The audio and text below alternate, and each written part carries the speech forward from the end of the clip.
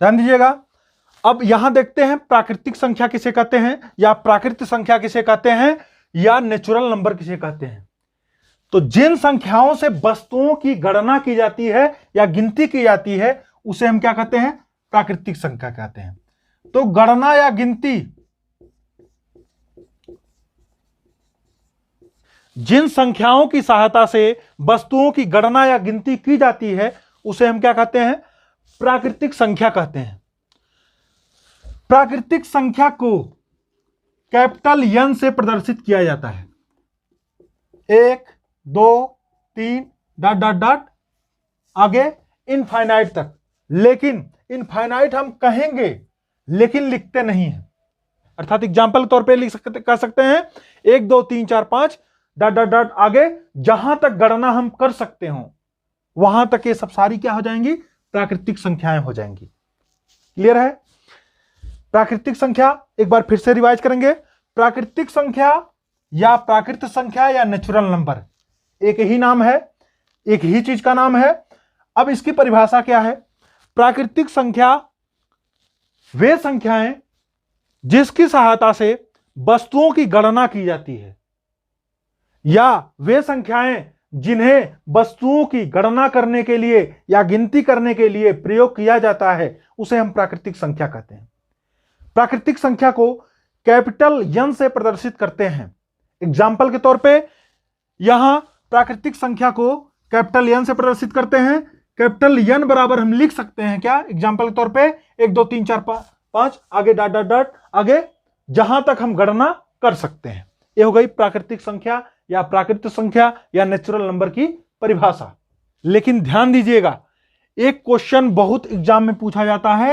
एक चीज और ध्यान दीजिएगा कि प्राकृतिक संख्या का सिद्धांत किसने दिया था। तो प्राकृतिक संख्या का सिद्धांत देखिए, पास प्रा का यूज हो रहा है, प्राकृतिक संख्या में प्रा का यूज हो रहा है। पा से होता है पाइनोज। कई बार एग्जाम में पूछा है कि प्राकृतिक संख्या का सिद्धांत किसने दिया था, या प्राकृतिक संख्याओं को सबसे पहले लिखा किसने था, या प्राकृतिक संख्या की थ्योरी किसने दी थी। तो प्राकृतिक संख्या की थ्योरी देने वाले कौन थे, पाइनोज थे। अब पाइनोज के अनुसार या पाइनोज का कथन क्या है इसके बारे में जान लीजिए। पाइनोज का कथन है जिसकी सहायता से वस्तुओं को गिना जा सके उसे हम प्राकृतिक संख्या कहते हैं, या ऐसे कह सकते हैं वे संख्याएं जो वस्तुओं के गिनने के काम आती हैं उसे हम क्या कहते हैं, प्राकृतिक संख्या कहते हैं। ठीक है, तो ये हमारा प्राकृतिक संख्या या प्राकृत संख्या या नेचुरल नंबर क्लियर हो गया। यदि ए तथा बी कोई दो प्राकृतिक संख्याएं हैं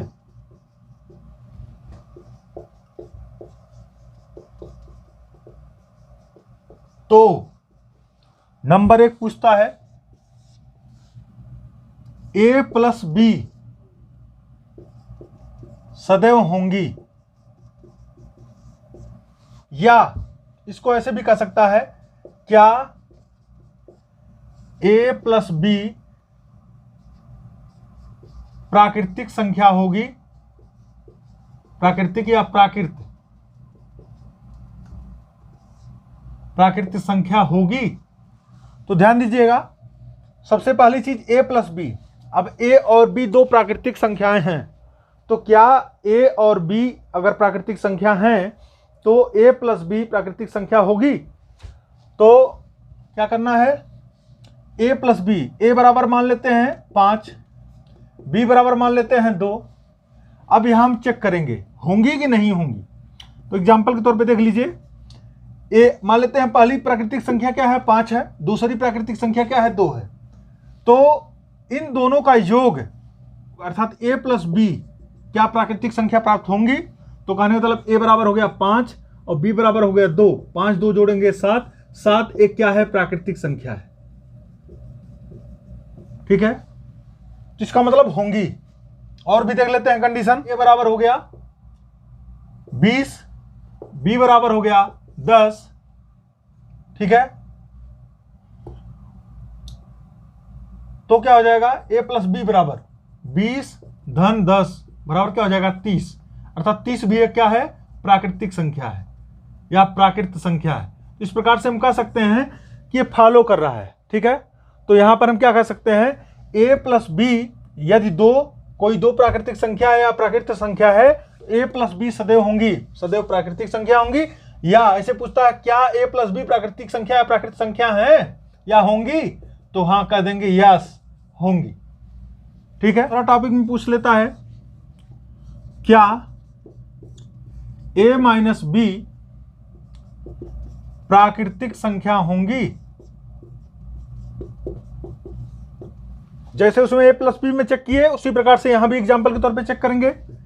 यदि a और b दो प्राकृतिक संख्या हैं तो a माइनस बी प्राकृतिक संख्या होंगी। तो हम चेक करते हैं a माइनस बी, a को मान लेते हैं 5, b को मान लेते हैं 2, 5 में से 2 गया 3 हो गया।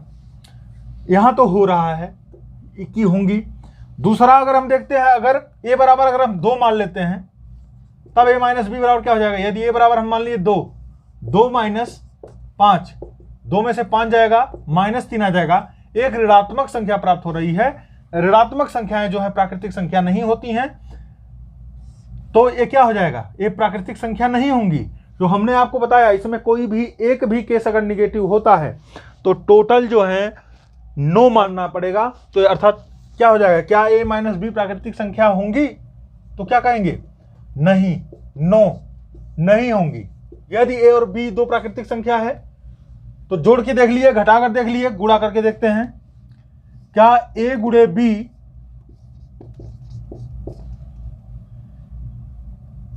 प्राकृतिक संख्या होगी, प्राकृतिक संख्या होगी। तो उसके लिए भी एग्जांपल के तौर पे हम चेक करेंगे।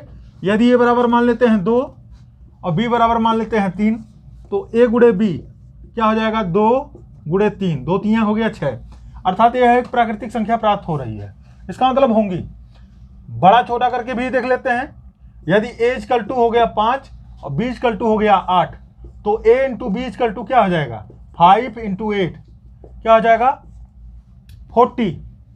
तो यहां पर भी एक प्राकृतिक संख्या ही प्राप्त हो रही है। इस प्रकार से हम कह सकते हैं यदि a और b कोई दो प्राकृतिक संख्या है या प्राकृतिक संख्या है तो a इंटू बी एक प्राकृतिक संख्या होगी, अर्थात इसको हम क्या मारेंगे, यस।